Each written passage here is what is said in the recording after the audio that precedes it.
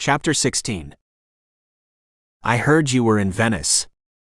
I wondered how long it would take before you came to visit your wife. Sasha glanced at him as they stood on the veranda overlooking the river.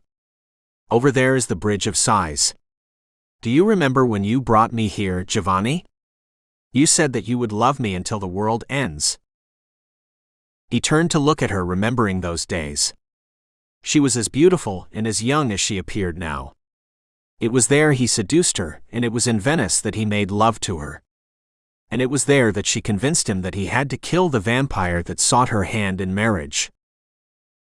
Sasha convinced Jovani that they would have a family and have children when she was immortal, but during their lovemaking she took off his shackles even as he insisted that she not do that, and when they were engaged in coitus and he knowing he couldn't control himself, and Sasha begging him to ravish her in every possible way, he forgot about everything, and that night he turned her during sexual intercourse. This is what Sasha wanted. She didn't want to die, as Jovani stayed forever young. She had a ravenous appetite for sex in every possible way, and she wanted the freedom to nurture it. Her appetite for all manner of sexual intercourse saw no boundaries with her, where she moved on to bondage, where she would tie her prey up and leave them in a dungeon, and then when it suited her she would fuck them and then feed on them. It didn't matter to her what sex they were as long as they were young and had a warm body and could supply her with blood. This was not the life that Jovani wanted, nor the one he had envisioned. He knew that he couldn't escape being what he is, but he wanted to live a different life with a human, but that was ruined the night Sasha took away his shackles and he turned her into what he was. But he didn't realize that this was all she ever wanted to be, rich, powerful, beautiful, and immortal. Did you come to visit me, after 100 years, to admire my beauty and body? She pulled open her sheer gown. Or did you come to fuck me? It has been a long time since I felt you in me. I should like to remember what it feels like. She touched Jovani's hand and he pulled it from her. You hate me, don't you? I don't hate you, Sasha, I just don't love you anymore. After I discovered that you used me to become immortal, I lost what it was to feel anything for you. Sasha closed her eyes for a second and took in a large breath, trying to contain herself and disguise the fury coursing through her. She raised an eyebrow, smiled and said, Could it be because you were cold in the beginning and you thought what you were feeling was love and it was nothing but lust? You're a vampire. You have no feelings. I had feelings for you. It was you who had none, Justin said, dismissing Sasha's notion.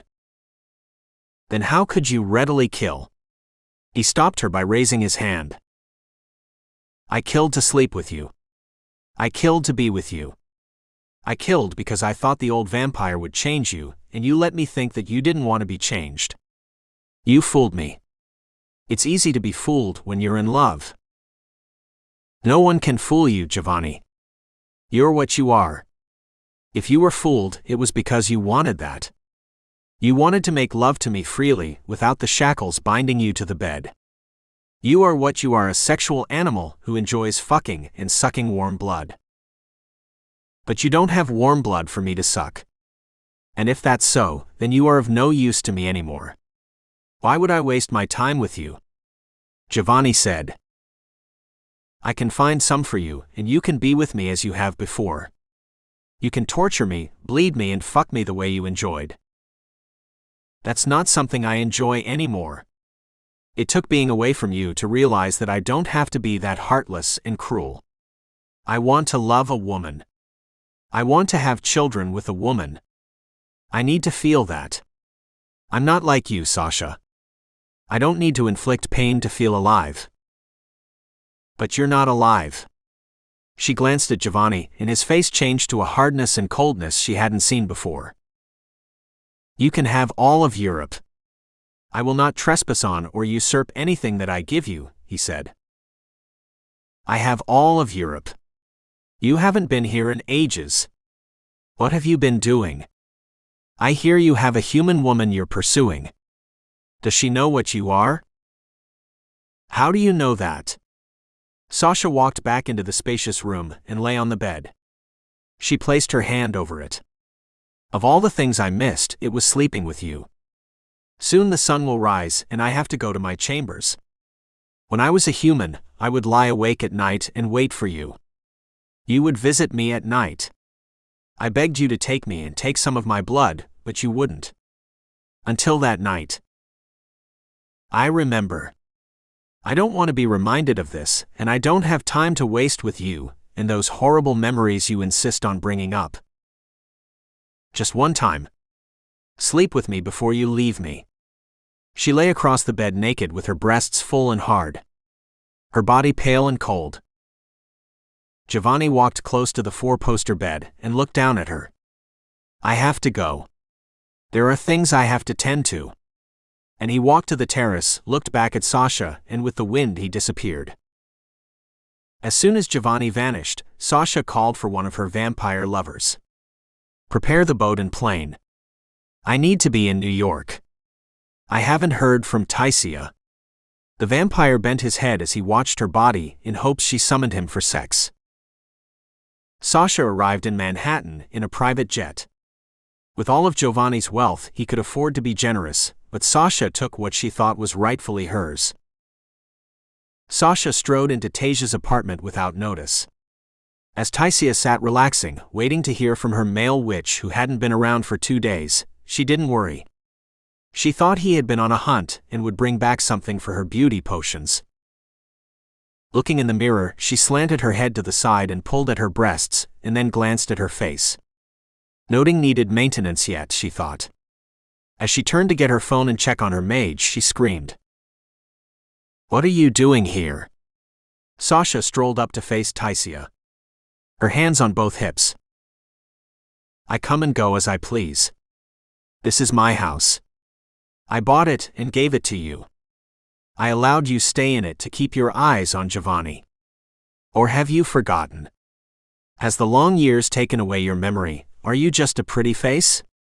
Sasha said, holding Tasia's face in her hands. One twist with Sasha's powerful hands would break Tasia's neck. I'm sorry, Sasha, but you startled me. Who are you keeping yourself beautiful for? It isn't me. She released her grip and passed the back of her hand along the side of Tasia's face. I could your beautiful face before you could get out one word of those useless chants. But I won't. Well, not now. She dropped her hands and walked away. Lovely view I have here. You can stay if you like. Sasha turned with a raised eyebrow. I could if I wanted to. But I wouldn't give you and those witches a chance to kill me in my sleep. My yacht should be in the harbor in about an hour. I wouldn't do that, Taisia said with a weak voice. That's because you have nothing to gain. Who would dispose of all those bodies you and those witches have lying around? A bell rang, and Taisia walked to the door and hit a button. The face of a man in the security booth showed. You have a visitor, he said. She's a detective, and she needs to ask you some questions. Taisia turned to Sasha. What should I do? Talk to her. Why are you afraid of a human? Haven't you learned anything, and I'm staying too? Do you think you should? Sasha raised an eyebrow and glared at Taisia, who hunched her shoulders in fear. It took a few minutes for the elevator to stop on the 22nd floor. It took 1 second for the bell to ring, and it took much longer for Taisia to answer it. She paced as if going to a funeral, taking a step up and then back, and finally deciding that the best thing to do was to get it over with. Taisia opened the door dressed in a long black silk gown wearing gold slippers on her feet. All she needed was the black hat that said, Witch. Sasha sat calmly on the sofa dressed in a black pantsuit with a white blouse. Mallory flashed her badge, and normally she would have had her hand on her gun if she had felt threatened, but she felt none of that. What was there to be afraid of, in a high-rise building with security, and with a woman? There wasn't a woman who could take Mallory down. Not today or any day, she thought, so when she walked in that apartment she was sure that the only thing she would get would be a little information and jealousy. Jealous of the lifestyle that this woman lived. I'm Detective Mallory. And after they got the niceties out of the way, Taisia showed her into the seating area. Come in, please. Would you like some wine? Normally Mallory wouldn't take wine, but she had a long night into the day, and now it was night again. It was around 8 when she decided to make one last stop on her way home to feed her cat. Yes, I think I will have a glass. When Mallory walked to the living area, Sasha stood. This is my friend Sasha. Sasha, this is Detective Mallory. How do you do, Detective Mallory? Sasha shook her hand. It didn't register with Mallory at the moment how cold Sasha's hand felt. I'm just visiting. I won't be long. Just popped in to say hi to a friend, Sasha said. Please stay, Mallory said to Sasha. Maybe you can help me, since the deceased had this address on him. Did you say deceased? Taisia said with a worried look. She tried to hold it together and not let Sasha or Mallory see how edgy she had become. She held on to the bottle of wine as Mallory held out the glass. Taisia needed a drink, and Mallory did also. Taisia didn't want to ask anything because she was afraid of what she would hear and how Sasha would take it. That had to be why the mage didn't come back or call in. It must be him dead, her mind told her. Sasha heard her loud breathing, and so did Mallory. But Mallory didn't know what to make of it. By the look of the corpse, it was a male, and not until the autopsy would she know the age. Yes. The man is deceased, and he only had a card on him that had your name and this address. No numbers. On my way home, I thought I would stop here first and then go over to talk to another person of interest. What do you mean, a person of interest? I'm not a suspect, am I? I was here all afternoon with Sasha. Mallory looked at Sasha curled up on the sofa. A bored look on her face as she strummed her long manicured nails over the velvet hunter's green sofa. Sasha, I didn't catch your last name. Nightingale, Sasha said, then turning away glaring at Taisia. Are you the sister of Jovani Nightingale? Not the sister. I'm his wife, Sasha said proudly in a dry, uneven tone. And then she turned to look Mallory in the eyes. Mallory stood with a jerk as if someone had strapped strings to her like a puppet. She had seen that look before. She remembered a case of a woman killing all her husband's lovers, and he had a good many. That look chilled her, and she needed to run. No woman had made her feel like that before. She placed her hand on her gun, slowly unsnapping the catch that held it down. Thank you for the wine. I have to leave now. It's been a long day. Let me show you to the door, Taisia said, standing before her. I think I can let myself out. Mallory hurried to the door and opened it and stepped into the hall, where there were cameras everywhere. She took a deep breath, thinking she was safe. Standing in the hallway, it took a few minutes for her skin to stop crawling and her hair on her arms to relax. What the fuck was that, she asked.